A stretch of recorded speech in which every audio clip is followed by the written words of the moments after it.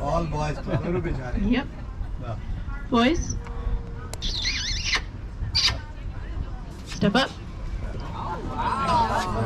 You have to leave the kissing to me though. Okay.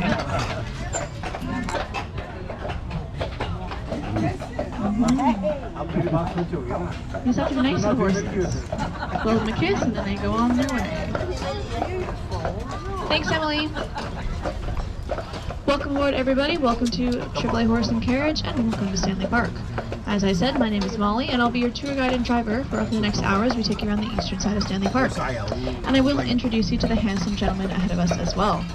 Today we have a team of Percheron draft horses. It's a French breed. Originates from a small town in France called Le Perche.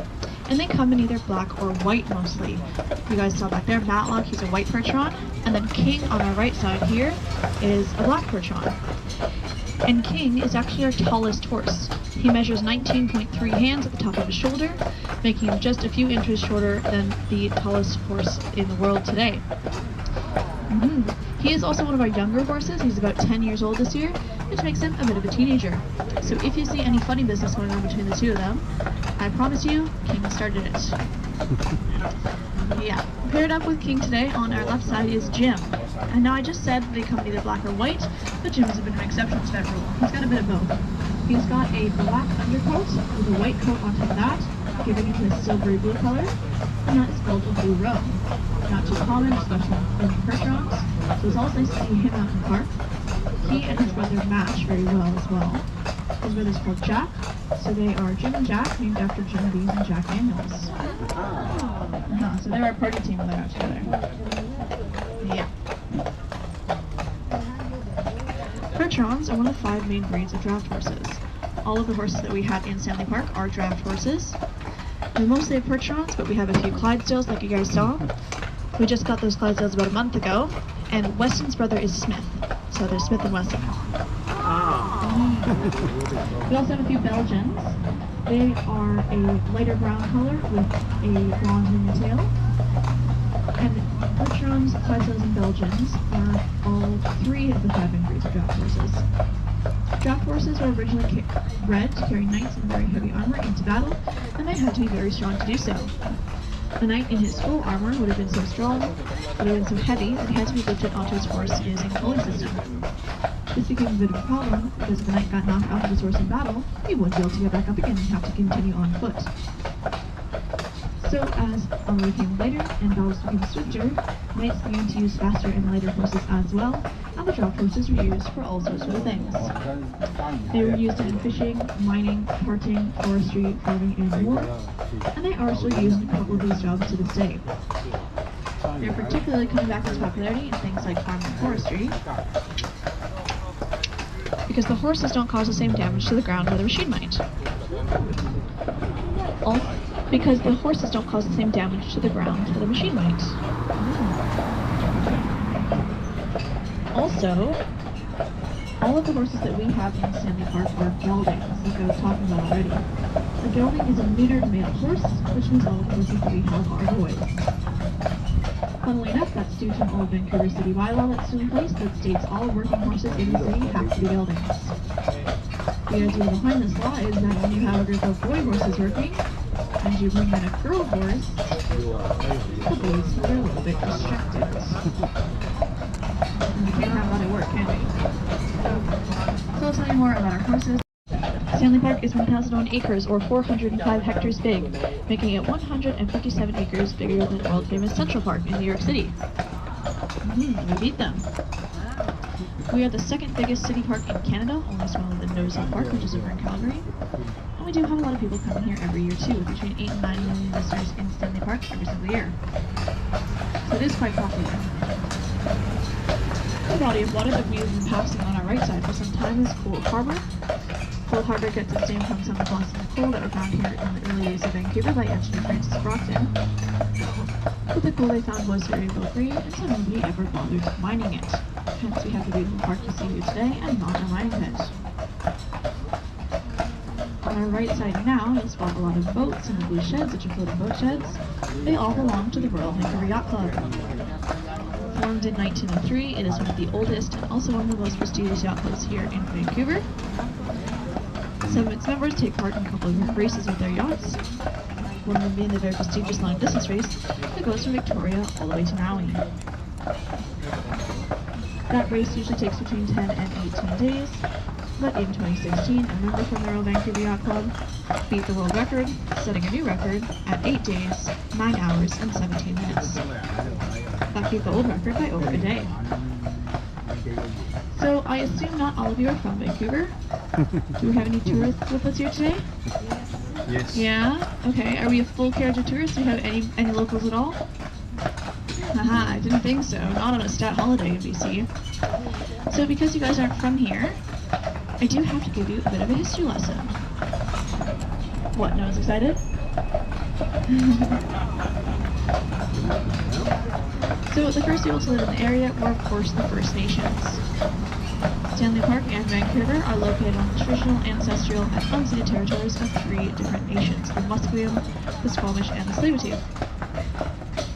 Here in Stanley Park itself, there used to be 2 different First Nations villages that dated back at least 3,000 years. The Europeans didn't start arriving here until much later, when in 1792 Captain George Vancouver sailed here into Gerard Inlet and claimed the surrounding area for the British. George Vancouver then sailed on to explore more of the west coast, and shortly after his arrival here, they did find gold in the Fraser River, creating a very profitable gold rush, which brought a lot of people to the area who were hoping to mine the gold. Before gold, the major industry here was logging, so it was quite exciting. And the third, and probably the most important event that brought people to the area was the building of the first transcontinental railway. When it was being built, it was decided that the terminus station of the railway here on the west coast of Canada would be right here in Cold Harbor, making it really easy for people to hop off of a train, hop onto a ship, and keep going around the world. This was especially important for the mail service at the time. So, in 1886, the established settlement here became the city of Vancouver. When you think about it, 1886 is really not that long ago. Vancouver is a very young city, it's not even 200 years old yet. It did grow very quickly though. First it grew in size and then it grew in height. If you look at the trees on our right side, you'll just spot a lot of high-rise buildings. That is the Vancouver district to an extent. And most of those skyscrapers built in the last 20 years alone, so they're really new still.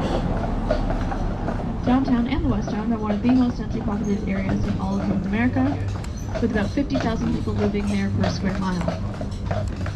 Vancouver itself is home to 660,000 people, and the Greater Vancouver area, which includes all the suburbs, is home to about 2.6 million people, a little over half the entire population of BC. They all live here. Looking through the trees on our right, you'll be able to spot an island with a brick building on it. That is Dead Men's Island, or the Isle of Dead Men.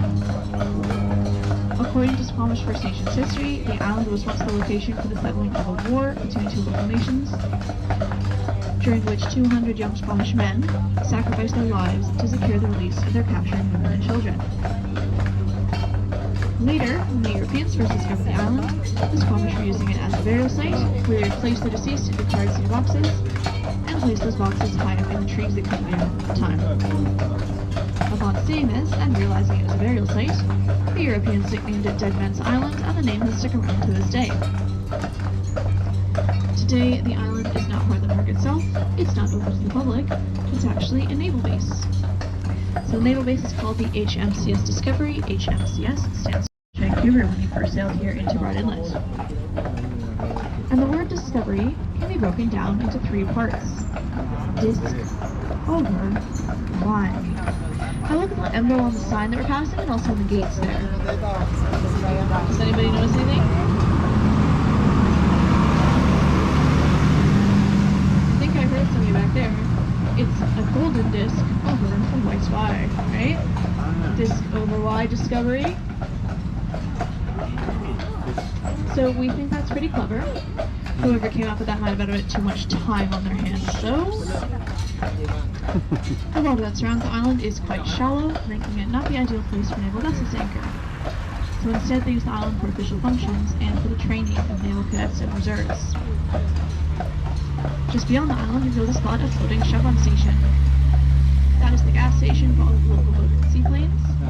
But you can't actually select that gas station on your Google Maps when you're looking for gas in downtown Vancouver.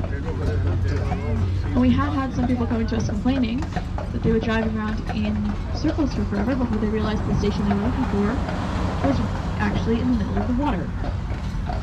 Not too convenient, especially when you're running low on gas.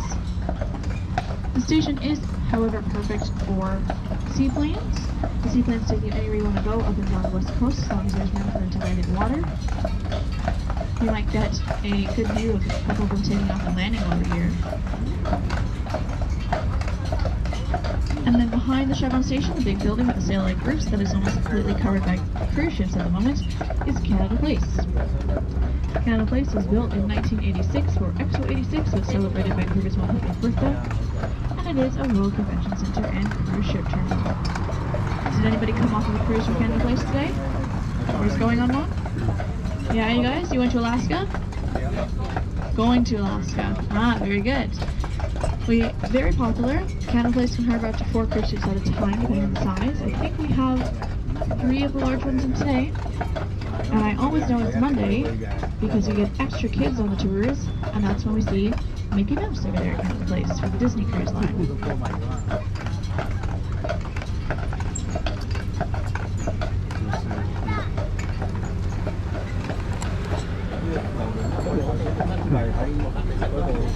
We are now slowly coming up on the Stanley Park totem poles on the left side. This is a collection of totem poles that represents a few different carving styles of local nations in the region. These ones we're coming up on now are entrance poles carved by Musqueam artist Suzanne Point. They are called People Amongst the People and depict a man facing a woman in the traditional welcoming gesture with the arms outstretched. The very big pole that you'll find in the back with the red face and the blue eyes is a mortuary pole carved by Haida artist Will Reed. All of the poles in this collection were created by local artists, and the most recent ones were placed here in 2006 and 2008. We are going to be stopping here for 5 minutes, let you all get out and take some photos. I'll pull up a little bit more here and let you guys off.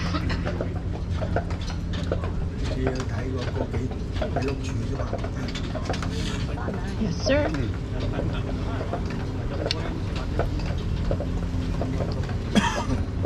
All right. Ooh. Just please keep it out in time and be back here in 5 minutes. Watch your step as you're getting on, folks. We'll see you back here in 5 minutes.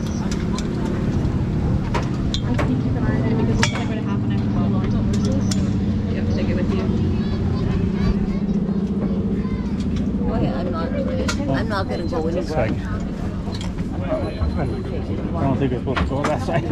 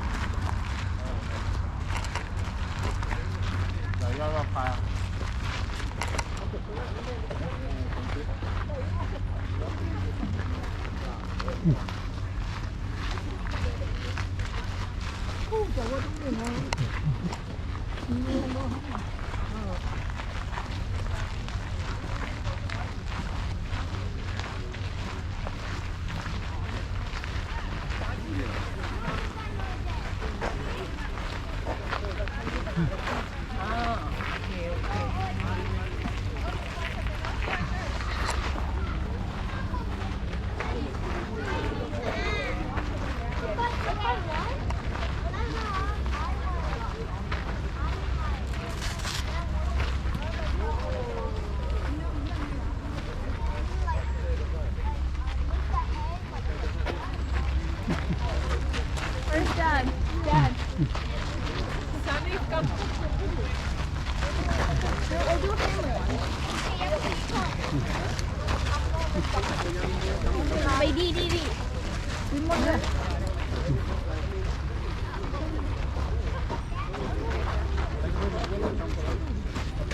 Can you see? You can see all.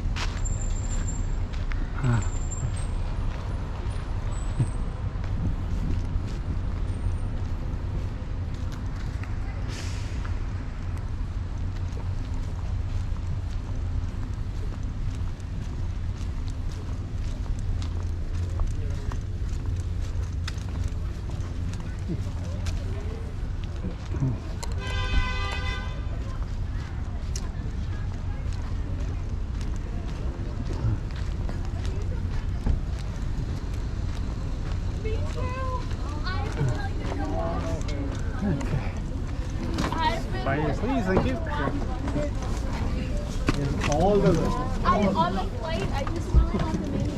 Alright everybody, just as our last few passengers take their seats, just wondering if anybody has any questions at all about the tour or maybe the totems. No? All good? Alright, does everybody have their rollmates? I believe that we have them back. Yeah, I think we're good. Can everyone just make sure the ropes are done up with both sides of the tram so that they don't clang against it as we go? And we will get going. Boys? Aww. Well, I told you already they're French, right? You have to blow them a kiss.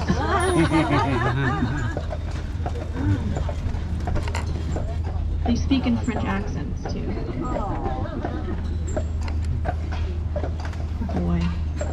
Just ahead of us here on our right side, you can see a statue of a man running towards us. That would have been you guys if you'd been late coming back from totem poles. That is Canadian Olympian Ervin Gerard, who at one time held the world record for both 100-yard and 100-meter sprints simultaneously. He was the first person to ever hold those two records at the same time. He was born in Prince Albert, Saskatchewan, but when he retired, he moved to Vancouver, which is why we have a statue of him, and he started teaching PE in a couple of local high schools. So how cool would that be, right, to have a gold medal Olympian as your PE teacher? Yeah, not too shabby. Recently, I just had a woman on one of my tours who said, she was a local, and she said that the high school that she went to was actually one of the ones that Harry Trump taught at. Like, she was too young to have met him, but there were, like, photos of him all over the gymnasium. So, yeah, it would be quite the shadow to run under. Coming up on our left side here, you can see two trees that look like they have been snapped in half. They are some of the remnants of a big windstorm that we had here in 2006. Because we do get a lot of rain in Vancouver, the trees don't send their roots very deep into the ground to access water. They have very shallow root systems. So when we have a big rainstorm like the one in 2006, we do tend to lose quite a bit of trees. During that storm, we lost 10% of the trees here in Stanley Park, which was about 10,000 trees. Jeez. Which sounds like a lot, but when you see how densely forested all of Stanley Park is, and you remember what I was saying about it being 1,001 acres big, it puts into perspective that it wasn't too detrimental. Oh. Good boys. Go ahead. And when you lose a lot of trees like that, you get more sunlight taking the canopy to the forest floor below, And that is when you get things like lower growing foliage prospering, things like berry bushes. Behind us on our right side now, this is a good spot to get a photograph of our lighthouse over there on Brockton Point. The Brockton Point Lighthouse replaces one that was destroyed in the First World War. And today it is a very popular spot for proposals in the park. We also have a few smaller carriages that we can take people on private carriage rides around the park. And if we ever have a young couple on one of those rides and they say we need to please stop at the lighthouse and we absolutely cannot forget, we already know what's about to happen. We have only had one young lady say no, and that was because the ring was too small. So I don't know who dodged the bullet there. Some yellow mounds sticking out behind that ship, or in front of that ship, I should say. Does anyone know what that is? Pardon? Any guesses? None. No? So that's actually sulfur. No, it is. But I asked everybody about the carriage rides what they think it might be. And we did get some pretty funny answers. Recently, a lot of adults have been saying it's gold. Wouldn't that be nice? Big piles of gold over there just for anybody to take. But the kids, they have the best answers. The kids will say maybe it's chicken noodle soup mix, or rubber duckies, maybe a lot of banana cream pie. No, but it is sulfur. It's produced as a byproduct over in Alberta, where we have the sour gas wells. It's brought here on trains to the mountains, and then we ship it out all around the world. It's used in a few different things, used in the pharmaceutical industry to create skincare products, mixed with potash, stored in the buildings next to it to create fertilizer, and it's also used to harden rubber. Does anybody know why we as Canadians might want to harden rubber more than our American neighbors? We're not very good What at if I give you a hint? It has to do with hockey. Maybe for the hockey pucks? So all the buildings that you can see across the water there, that is the Port of Vancouver. It's one of the largest ports on the west coast, and it's one of the ones in California. And we do export a lot of different things. One of our biggest exports is actually grain. Easy.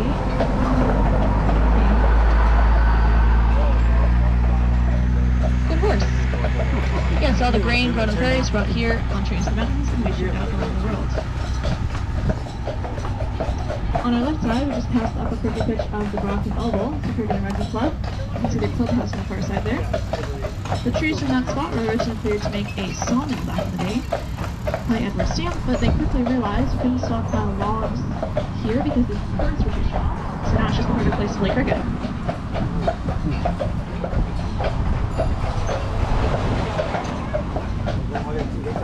And then coming up on our left side now, you can spot a lovely little cottage. That is the home of the caretaker of the 9 o'clock gun.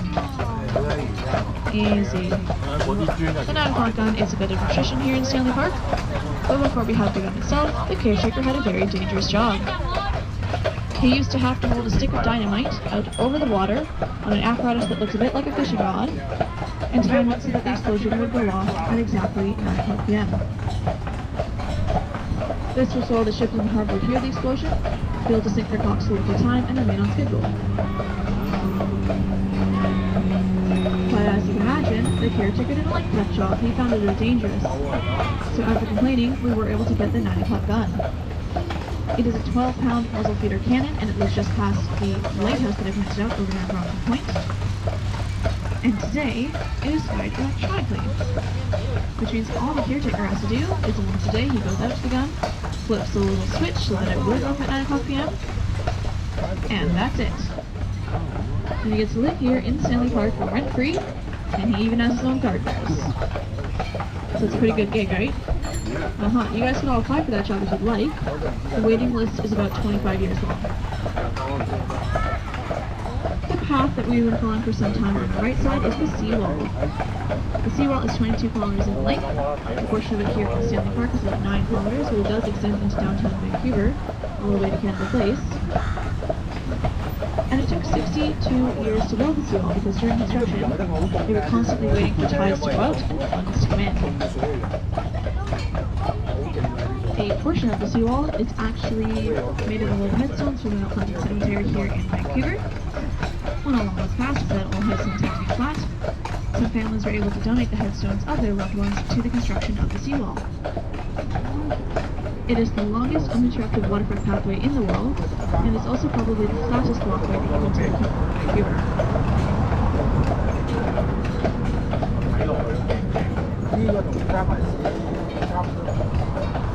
And following the seawall, of course, brings us past our next attraction.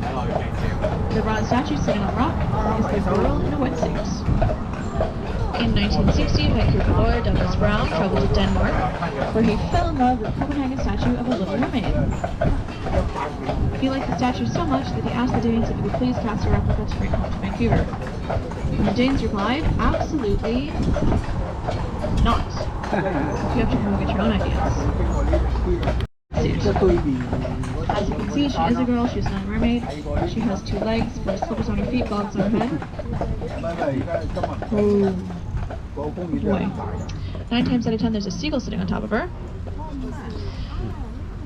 And the artist who built her loved her so much that every year on her birthday, June 10th, he would come out here to the park, give the statue an annual cleaning, and hand out carrot cakes when he was in the park. But as you can see, the statue is a bit dirty today, and that is because the artist died in 1994. Sir, could you please stay seated? Thank you. And the poor girl has not had a bath since. We keep saying the guy from the 9 o'clock gun should start doing it. He's got a bit of time on his hands. It's not too much of a job either, because at low tide we do have a bit of a beach here, and you can walk up to the statue without getting wet at all. Does anybody have any questions at this point? Alright.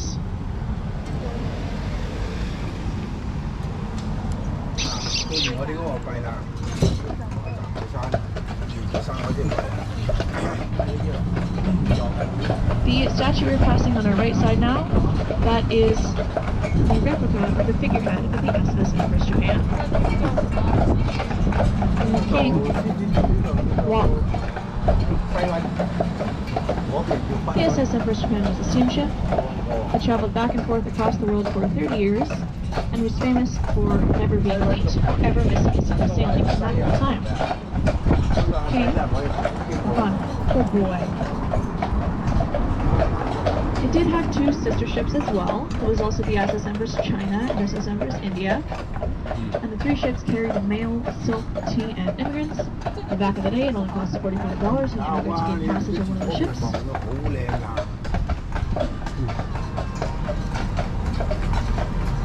And during the time that they sailed, the population of Vancouver quadrupled. So there are a lot of people that are living here today that are direct descendants from people who immigrated on one of those ships.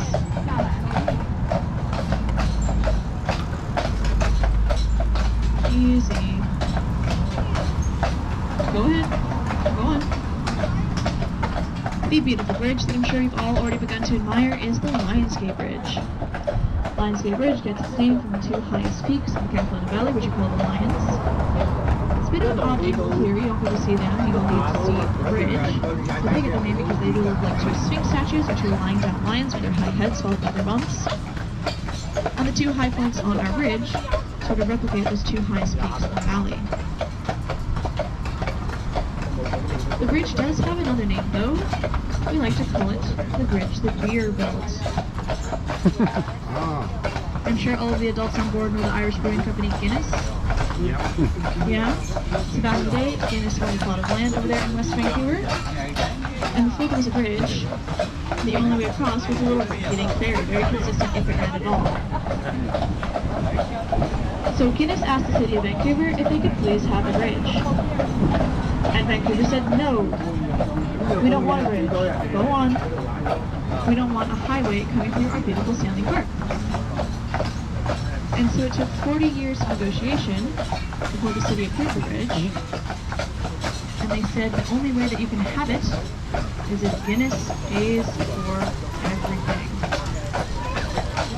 King. Walk.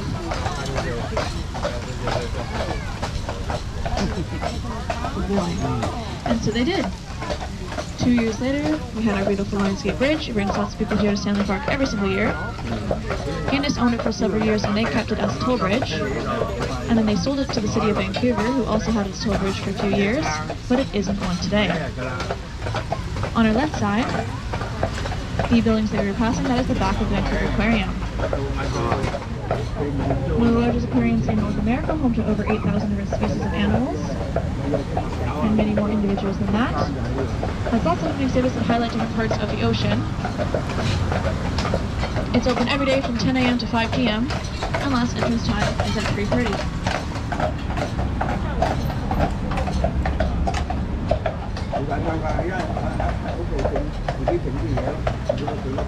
The trees with the red leaves on our left side, those are Japanese maple trees.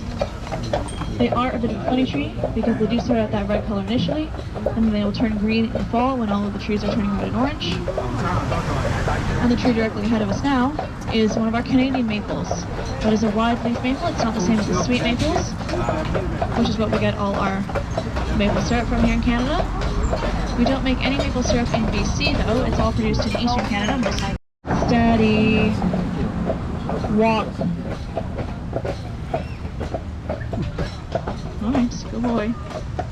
To create 1 liter of maple syrup, which is why it's so expensive. Pretty steep ratio.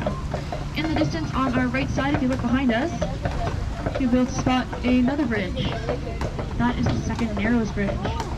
So the third bridge is down that particular part of the water. And there is a sad story behind the second bridge that was there. During construction on June 17th, 1958, when it was almost completed and covering workers, in 15 seconds, the entire thing twisted and collapsed into the water below, bringing with it many, many workers. 19 people died that day and many more were injured. Later, it was discovered that the accident had been due to an engineering fault, and so now we have a tradition here in all of Canada where when an engineering student graduates from engineering school, they are gifted with an iron ring that is supposed to be worn on the pinky finger of their right hand and is intended to remind them of the responsibility that they hold. Good boy, King. Good boy. So, really great tradition. That's tradition in all of Canada, not just here in BC. Does anybody have that ring today? No? That's always a lot of fun when we get people on the carriage rides who can say, yep, I've got it right here. Recently, I had a nice lady on one of my tours who said that her son just received his ring at his graduation ceremony, and he was told that the ring is supposed to make a clinking sound against your writing surface when you're signing your name on a project. And the clinking noise is what's supposed to remind you of the responsibility that they hold. What if you're lefty? Maybe, well, I said on your working hand, right? So, no. It would be on whichever hand you would sign your name on. Well, that would be a pretty good trick though, right? If they told you it was for your right hand and then people just were like, haha, I'll sign with my left.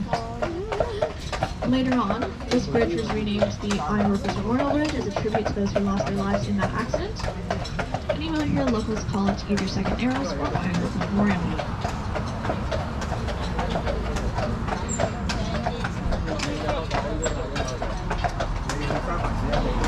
They did do quite a bit of walking here in Stanley Park back in the day, which is why we are all stuck in growth forest here in Stanley Park. We don't have any of the really big old trees anymore. And when they were doing their logging, they would use teams of oxen, or draft horses, like Naval is here, to pull the logs out of the forest and into sawmills. And that little bit of history leads us into talking more about our draft horses. As we're going uphill now, that is when our horses have to pull. That's the only way up here, right? Muscle power. That's why these guys have such big butts. It's a good glute workout. The good thing about all of our carriages, though, is that they all have brakes on them. So as we're going downhill now, I hope the horses out. Oh boy. I put my foot on the brake, and the weight of the carriage is taken off of the horses' bodies. So downhill, the horses aren't pulling because the carriage is rolling, and they're not pulling the weight of the carriage because I've got my foot on the brake. And so now their job literally becomes a walk in the park. I'll tell you more about their lives, what it means to be a working horse here in Stanley Park. Every day, these boys get up bright and early with breakfast in bed. They eat about 15 pounds of vitamin-enriched green formula every single day. That's what we eat breakfast and dinner. They eat 30 to 40 pounds of hay in a day, which is about half of one of those rectangular bags of hay. will drink between 80 to 100 liters of water a day, which is a full bathtub or a 10-minute shower. You're going a little bit too fast here, King, and you're overdoing it for yourself. When they're done with breakfast, we take them out and get them ready for the day. Push their coats, pull up their manes and tails, pick up their hooves, and then we throw about 60 pounds of harnesses onto them, which is what they're wearing at the moment, hitch them to their carriage, and then they go to work for the day. Some of our horses will do between 3 and 5 tours a day during the height of our season, depending on demand. As you guys know, a tour is 1 hour, and our horses always get at least a 30-minute break in between. That's why you folks were waiting on the carriage earlier. Because no matter who's on board, even if you're seated and we're ready to go, our horses always get their break. So the folks that are sitting on the left side of the carriage, please stick their arms out and help me with my turn signal. Obviously don't hit a car. Thank you so much. Like I briefly mentioned, we do have turn signals on the back of carriages, but I think folks like to get distracted by the beautiful horses and don't notice. Thank you so much for the help.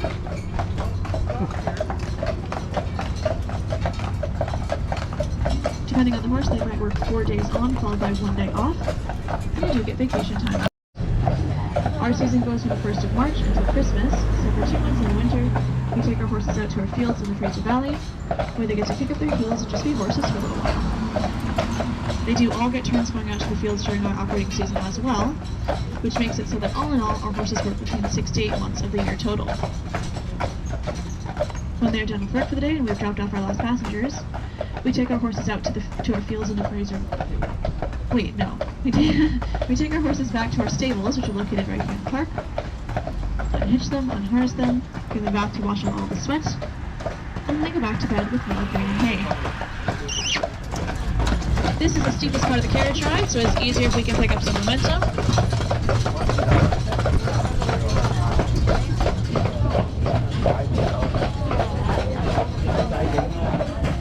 That'll do. Good boy. I'd normally give you guys a little bit more warning before that. Sorry, folks. These boys are walking a bit fast, so I have to condense my tour speech a little. But that was top speed. I think you guys might be able to tell we probably won't be winning any races with our horses. But that's okay. These boys weren't built for speed, they were built for strength. I'm sure you guys still feel that surge we got going there, right? So what do you guys think? How much does one of our horses weigh? So to give you a hint, a racehorse weighs about 1,200 pounds. 18, 15, anybody else? 2,000, okay. So that's pretty good. Between all of the horses that we have here, they average out at about 2,000 pounds. Average, yeah. Jim here is a pretty good example of that because he weighs about 2,000 pounds on the dot. We do see some colorful driving here in Stanley Park. That being said, we do have some variation. Our smallest horse weighs about 1,800 pounds, and our biggest boy weighs just under 2,400 pounds. Yeah, so he's a big guy. You won't see him working today, it's Grit's days off. Whoa. Good boy. King here probably weighs about 2,200 pounds. So now that you guys know how much they weigh, it puts into perspective how much they can pull, doesn't it? A horse can pull a lot more than they can carry on their back. They can only carry about 20% of their own body weight, but they can pull up to 5 times their body weight. Yeah. Leave him be, Jim. So, that depends on if it's hilly or flat, if they're pulling dead weight, or say a carriage that does on wheels, rubber wheels on asphalt, and for how many hours a day they are doing it. So our horses don't just work for 10 minutes, they work a full day, and so we have maxed out time and a half their own body weight. So at capacity, the carriage weighs 6,000 pounds. That's the most they ever have to pull. That's between the two of them, of course. And we only reach that when we are 25 adults on board. We are 24 people at the moment, and we don't have too many kids on board. I see a couple at the back there. So we're doing pretty well. But I can assure you, when we do happen to be 25 adults on board, we get up that hill absolutely no trouble. And that's what we want, right? We want our horses to be happy and healthy doing this job. We don't want them to be exhausted after only one tour. Does anybody have any questions? No? All good? I was just saying earlier, they mostly eat hay. They'll eat about 30 to 40 pounds of hay in a day. Some of them are more particular than others and will only pick, I want this piece, I don't want that piece, I'll throw this one away, I want this one. We also feed them grain. So their grain is a processed formula that's mostly also made of grass, but it also has some more protein in it. And in the summer we add different things to it as well. So they'll be eating salt with their grain and electrolyte powder so that they'll drink more water during the day when it's hot out. They do get treats as well, but we don't feed any of our horses treats by hand at all. And that is because they interact with the public so much, right? If they were used to taking things out of people's hands, then we could have an accident down at the booth where, you know, if a kid's holding granola bar or something, they might go for it. So they get their apples and their carrots chopped up and put in their dinner buckets, which they love just as well. It's a bit sad for us because after I work with my horses all day, I want to, you know, be able to praise them and give them a nice treat at the end of the day, but rules are rules, and I agree with that one. It's no, they also eat rabbits as well. No, I'm kidding. I'm kidding. Yeah, this whole situation is powered by hay and oats. Any other questions? As we going, let's look at some of the trees and animals. The tree on our left side now, this big trunk right here, that is a western red cedar. The indigenous people called the western red cedar the tree of life because they used it for so many different things in their day-to-day lives. They would strip the bark off the tree, and that would be used for weaving, to create mats, watertight baskets, rope, clothing, everything like that. The bark could also be processed into much softer fiber to create things like softer clothing or even disposable baby diapers. The wood of the western red cedar could be used to make tools, canoes, boxes, and of course the totem poles that you guys all saw. Those are all western red cedars. And the wood of a western cedar is perfect for the totems because it can last up to 100 years with no treatment on it whatsoever. So very durable. The western red cedar also has what we call umbrella foliage, which is very important in a city named Vancouver. If you ever find yourself caught in a rainstorm, just head to the base of one of those trees, and the foliage at the top of the tree will lead the water away from the base, keeping you nice and dry.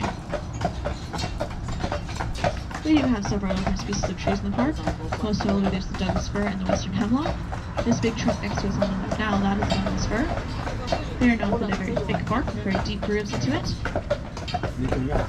And then just on our left now, that is another western red cedar. But I wanted to point this one out because it has had some bark stripped away from it, so you can see the red color underneath where it gets its name from. That's what it looks like when the bark's been stripped. We also have lots of different berry bushes here in the park. We have salmonberries, huckleberries, blackberries, raspberries, thimbleberries, saloonberries, and more. You guys are a little too late to catch the salmonberry season. They are an orangish red berry that look a lot like the eggs of a salmon, where they get their name from. Totally edible, a little bit more bitter than a raspberry. And a lot of these bushes beside us now with the spade-shaped leaves, those are salmonberry bushes. We're slowly entering the blackberry season, so you guys might have spotted some of those on the tour already. Or if you look into the left, the forest on the left side, you might spot some of those. But my point is about the berries, if you're here at the right time of year, and you know where to look, you're never going to go hungry in Stanley Park. If you look into the woods on either side, you might see some natural decay of the forest, some dead stumps, some fallen logs, fallen branches, stumps that are rotting around with moss and vines covering them. And sometimes people ask me on the tours, why doesn't the Parks Board clean it up anymore? Make it look more presentable and tidy. That is because it is a natural growth forest here in Stanley Park, and the Parks Board doesn't interfere with the natural life cycle or natural tree death of the forest in any way. They would only do that if, for say, a tree fell on top of a roadway or something like that, where it actually interfered with the function of the park. Cool. Good. The tree on our left side, or right side now, sorry, can't even tell my directions, that is another Douglas fir. I was already talking about their bark. Very thick bark, very deep grooves. And the bark is actually strong enough to protect the tree to some extent from ground level fires, which is what happened here. You can see the black scorch marks on the tree, and that's because it survived the most recent forest fire in the area about 100 years ago. And it's not uncommon that during the forest fire, small animals like squirrels and mice will flock to Douglas fir and hide in the grooves of the bark to keep themselves safe during the fire. Now this tree here is 400 years young. I know, right? Sounds pretty old, but the Douglas fir can actually grow 2,000 to 3,000 years. But like I said, it's all second growth forest here in Stanley Park because of the logging. So 400 years, that's sort of the generation of trees that we're looking at here. And it is quite big already, right? Mm. Yeah. Boys? Actually might wait until that car gets up our way. Why get involved in that, right, boys? This road is probably the busiest part of the carriage ride because this is a two-way road in Stanley Park. So a lot of cars come this way to get to wherever they're going. We do have lots of different animals living in the park as well. There are no big animals, no bear, deer, elk, or cougar, nothing like that, but we do have smaller animals. We have raccoons, coyotes, squirrels, skunks, mice. We have 4 pairs of nesting bald eagles, and one of the largest urban heronries here as well. But the squirrels themselves are a bit of a funny story. We have 2 different species of squirrels living here in the park. We have the smaller reddish-brown squirrels, those are the Douglas squirrels, they are native to the area. And then we have the larger gray and black squirrels. Those are the eastern gray squirrels, and they are not native to the area. By the New York City Central Park staff in 1909. And that is a gift that keeps on giving. Those little guys are everywhere. They're all over the park, downtown, in the city. We cannot seem to get enough of them. But I do think we got them back in the States pretty well with the amount of Canada geese we send their way. It was recently just gosling season here in the park, so we had a lot of fluffy yellow babies and very finely parents accompanying them. Those guys are vicious. They will totally take a finger off and let them get too close. Not a good example of a polite Canadian whatsoever.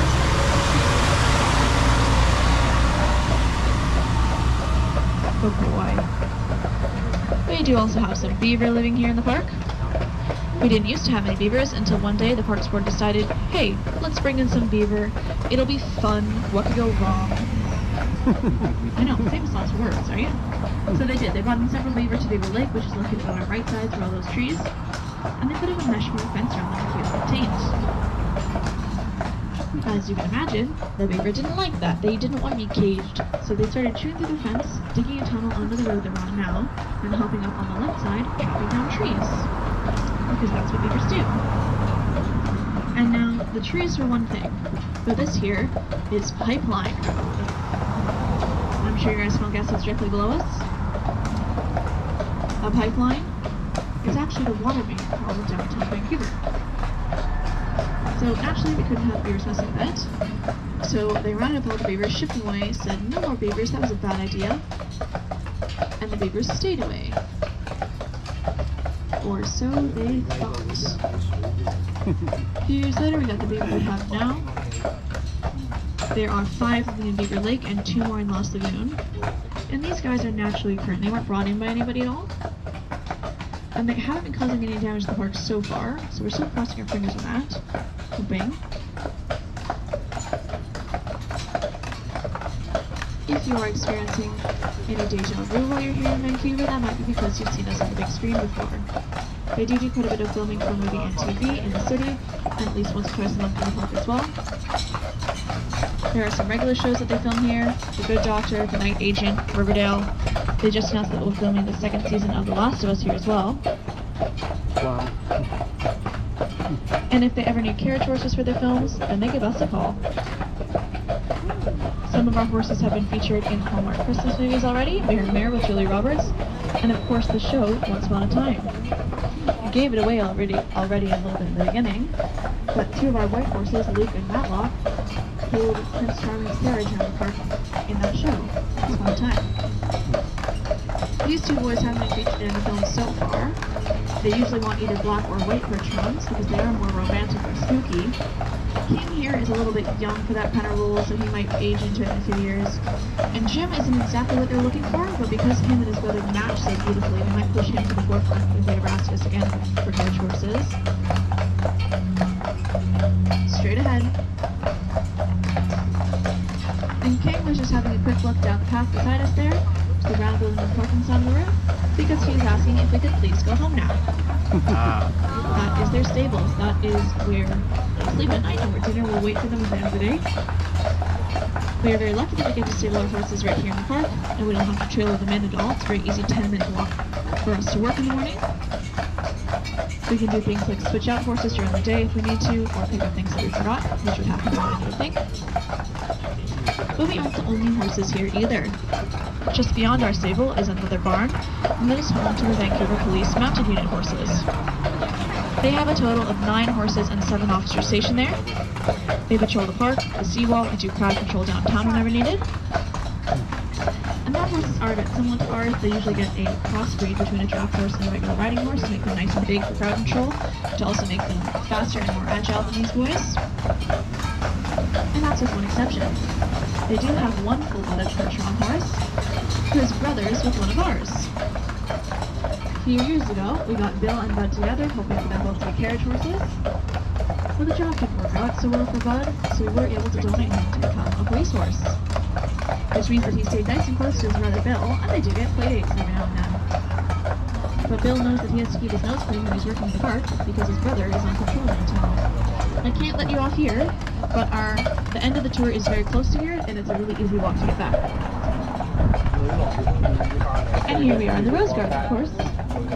You guys are here at the perfect time of year to catch the tail early this year because it's such a warm May. These roses were originally brought here as an experiment to see how well they would do in the Vancouver climate, and as you can see, they do quite well. Yes, I was just about to mention, it's a very popular spot for photography, for tourism, but also for weddings. You can either bring your bridal party here to take photos, but you can actually hold your wedding right here in the Rose Garden if you'd like. Yeah. The tree that we're passing on our right side of the branches surrounding it, that is a nurse stump. It's an old dead stump that has 2 new trees growing out of it. And that happens when saplings find root in old dead stumps to soak up all of the nutrients and root systems and structures from below. Then when the stump below rots away, you're left with something that looks like on our front side, where you have very exaggerated roots hanging on the ground, but no longer stump below that. A tree that will typically do that is the western hemlock. The indigenous people use the western hemlock to create all sorts of different dyes with the bark. They would strip the bark off the tree and mix it with water to create a brown dye, with the eggs of a salmon to create a orange or a red dye. Or if you're feeling particularly adventurous, you can mix it with the urine, and then you would get a black dye. So now you guys know where the colors of the totem poles come from.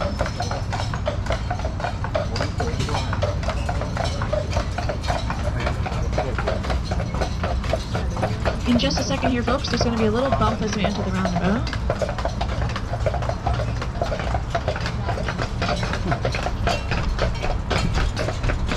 The body of water directly ahead of us now, that is Lost Lagoon.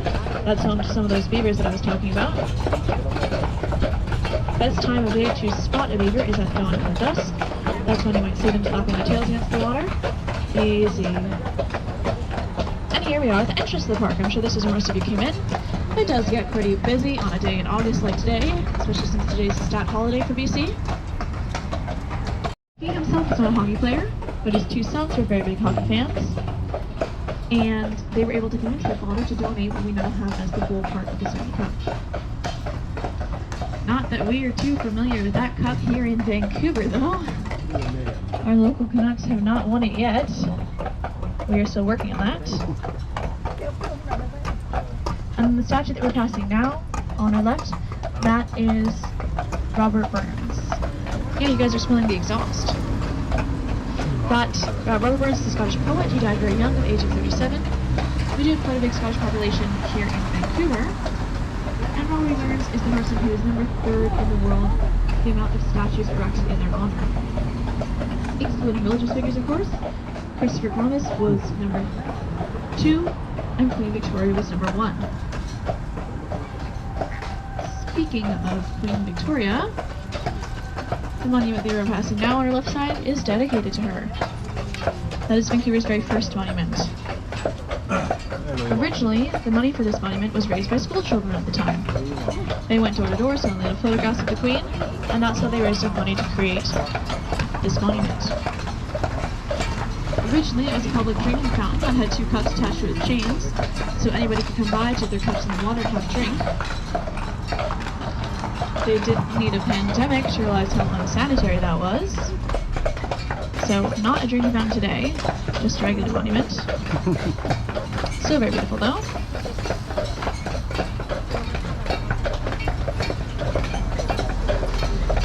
We are now slowly arriving at our departure location, which means the tour is coming to an end.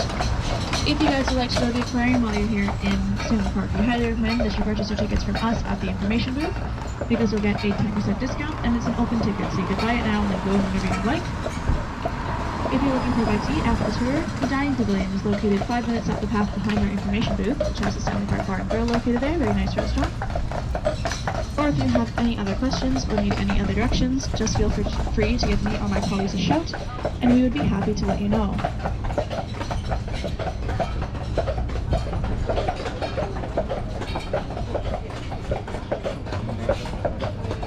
On behalf of AAA Horse and Carriage, Jim, King, and myself, we'd like to thank you for coming with us today. We hope you've enjoyed the tour, and we hope you enjoy the rest of your time here in Vancouver. If you'd like to give my handsome coworkers one more thank you, they do appreciate a gentle pet on the top of the nose. Just be careful not to tickle them under the chin, because fingers look a lot like baby carrots. Yep. I'll pull a little bit more here, guys, let you off.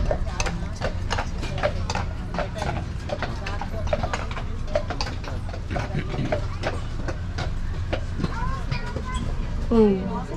Alright, everybody, watch your step as you're getting off. And thank you very much for coming with us today. You're very welcome.